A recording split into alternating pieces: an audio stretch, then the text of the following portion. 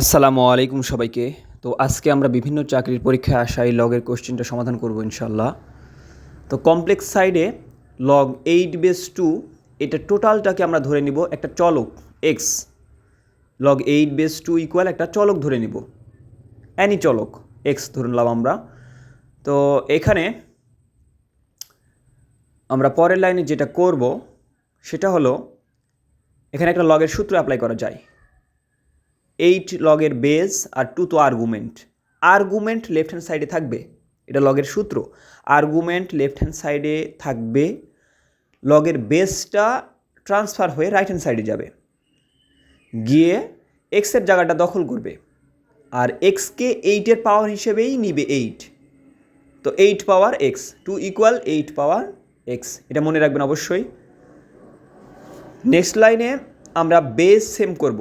Base same না করতে পারলে আমাদের বেস তো আউট করা যাবে না, তো আমরা বেস চেঞ্জ করব।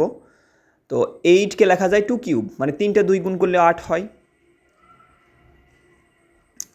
তো 2 ইকুয়াল পাওয়ার পাওয়ার গুণ করব, 3 ইন্টু এক্স করলে 3x হয়, 2 পাওয়ার 3x। আর এখানে যেটা বিষয় সেটা হলো বেস সেম হলে পাওয়ারগুলোন সমান হয়, পাওয়ারগুলোন ইকুয়াল হয়। তো লেফট হ্যান্ড সাইডের পাওয়ার 1, রাইট হ্যান্ড সাইডের পাওয়ার 3x। তো আমরা 1 ইকুয়াল 3x অথবা 3x ইকুয়াল 1 যেটাই লিখি কোনো সমস্যা নেই। তো 3x ইকুয়াল 1 লিখলাম, কারণ আমরা এক্সের মান বের করবো তাই। তো x ইকুয়াল 1 ডিভাইডেড 3, 3 গুণ অবস্থায় লেফট হ্যান্ডের সাইডে ছিল, পার হয়ে গেলে ভাগ হয়ে যাবে 1 ডিভাইডেড 3। তো আমাদের এখানে এক্সের ভ্যালু 1 ডিভাইডেড 3, মানে টোটালটার ভ্যালু 1 ডিভাইডেড 3। আমরা ইজি সাইডে একটু ডিটেলস করব ইনশাল্লাহ, ডিটেলস করব। তো লগ 8/2 এটা সরাসরি ধরা লাগবে না, এই সাইডে ধরতে হবে না যে আমাদের কোনো কিছু ধরতে হবে, চলক ধরতে হবে না। তো এখানে যেটা করব সেটা হলো, আমরা একটা সাইড নোট দেই। 3টা 2 গুণ করলে হয় 8, 3টা 2 গুণ করলে হয় 8। আমরা চেষ্টা করব বেজ আর আর্গুমেন্ট সেম করার, বেজ আর আর্গুমেন্ট সেম করার। তো বেজে আছে 8, আর্গুমেন্টকেও 8 বানাবো, আমরা 2কে 8 বানাবো। তো 3টা 2 গুণ করলে হয় 8, আর 8 মানে 2 কিউব, 8 মানে 2 কিউব। তো লগ 8/2 এর জায়গাতে কি লেখা যাবে? 2 এর জায়গাতে লেখা যাবে কিউব রুট 8।